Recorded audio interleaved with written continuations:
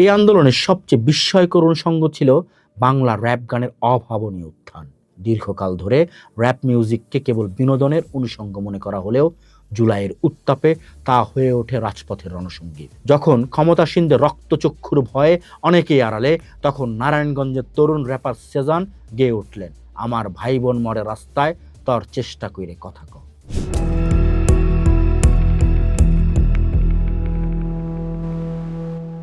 2024-এর জুলাই ক্যালেন্ডারের সাধারণ এক পাতা থেকে বেরিয়ে দিনগুলো যখন রূপ নিয়েছে অগ্নিগর্ভ এক মহাকাব্যে, পিচ ঢালা রাজপথ তখন কেবল পথ নয়, একটা আগ্নেয়গিরি, যার প্রতিটি লাভার উদ্গীরণে ধ্বনিত হচ্ছে অধিকার আদায়ের হাহাকার। একদিকে তপ্ত বুলেট আর বারুদের গন্ধ, অন্যদিকে এক অকুতোভয় প্রজন্মের বুক পেতে দেওয়া। এই অসম লড়াইয়ের ময়দানে রচিত হয়েছে এক নতুন বাংলাদেশ।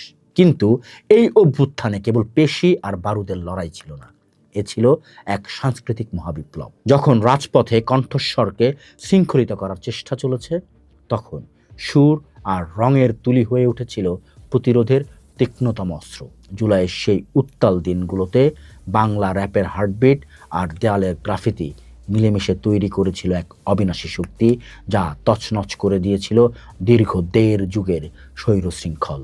এই আন্দোলনের সবচেয়ে বিস্ময়কর অনুষঙ্গ ছিল বাংলা র‍্যাপ গানের অভাবনীয় উত্থান।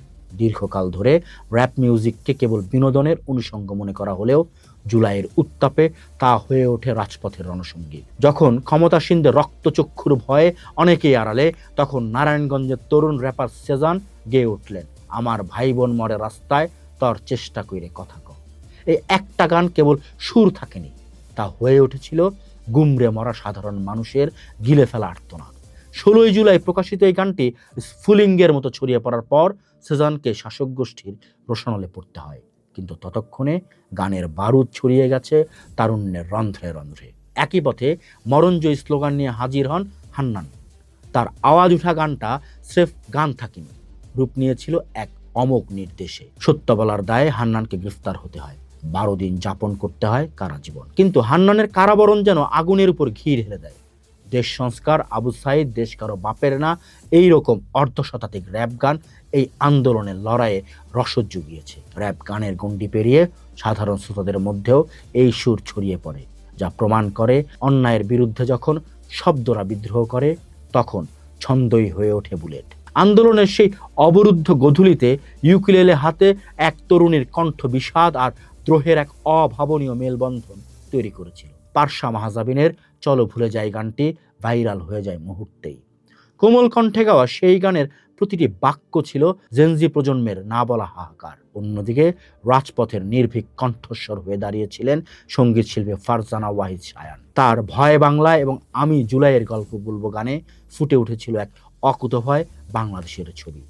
শায়ান যেন গানের মাধ্যমে জুলাইয়ের রক্তস্নাত ইতিহাসকে চিরস্থায়ী করার শপথ নিয়েছিলেন। নতুন সুরের পাশাপাশি এই অভ্যুত্থানে প্রাণ ফিরে পেয়েছিল আমাদের ইতিহাসের কালজয়ী সুরগুলো। নজরুলের কারারহী লৌহ কাপাট কিংবা এই শিকল পরা ছল নতুন তেজে গেয়ে তরুণদের মনে বিপ্লবের আগুন জ্বালিয়ে দিয়েছিলেন রাফা, সাকিব চৌধুরী আর ইশতিয়াকরা।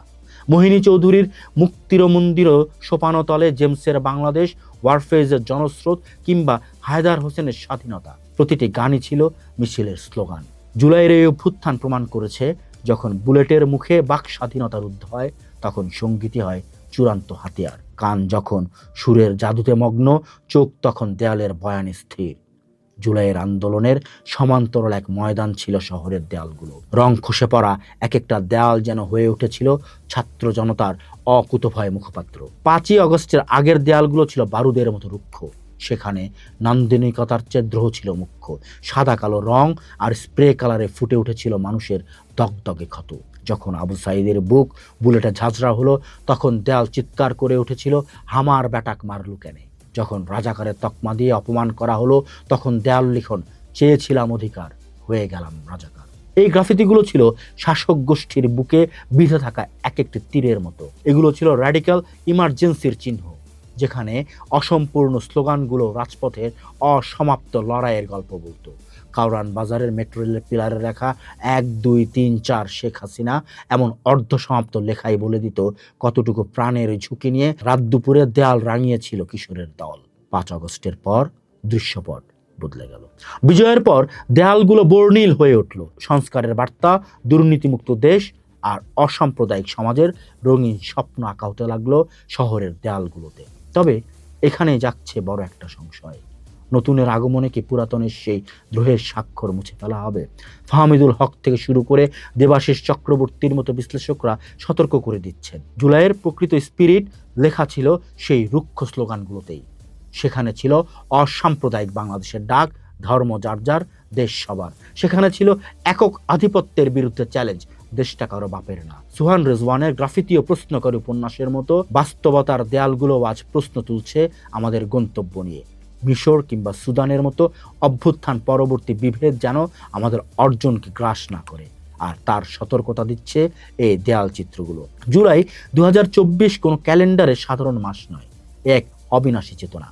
আবু সাইদ আর মুগ্ধদের আত্মত্যাগের উপর দাঁড়িয়ে এই গান আর গ্রাফিতিগুলো ছিল জুলাইয়ের সেই দাউ দাউ আগুন, যা শত জুলুমের মুখেও নিভে যায়নি। এই গ্রাফিতিগুলো আমাদের সিভিল ইমাজিনেশন বা নাগরিক আকাঙ্ক্ষার এক জীবন্ত আর্কাইভ। তাই জুলাইয়ের সেই আপাত অগোছালো আর অশ্লীল স্লোগানগুলো মুছে বর্ণিল প্রলেপ দেওয়ার আগে একবার ভাবা প্রয়োজন। ওগুলো আমাদের দেড় যুগের অবরুদ্ধ নিঃশ্বাসের মুক্তি, ওগুলো আমাদের ভাই হারানোর আর্তনাদ আর নতুন মানচিত্রের জন্মদাগ। রঙিন স্ট্রিট আর্টের ভিড়ে সেই রুক্ষ দ্রোহের চিহ্নগুলো টিকে থাকা জরুরি, কারণ ওগুলোই আমাদের মনে করিয়ে দিবে কতটা রক্তের বিনিময়ে আমরা কথা বলার অধিকার ফিরে পেয়েছি। সুরের সেই বিপ্লবী মশাল আর দেয়ালের সেই দ্রোহের স্বাক্ষর দুয়ে মিলে তৈরি করুক আগামীর বাংলাদেশ। লড়াই এখনো শেষ হয়নি, লড়াইয়ের সেই অবিনাশী সাক্ষীগুলো বেঁচে থাক, দেয়ালগুলো বেঁচে থাক সেই রুক্ষ সূক্ষ্ম বাক্যগুলোতে। কেউ মুছে ফেলার চেষ্টা করবেন না।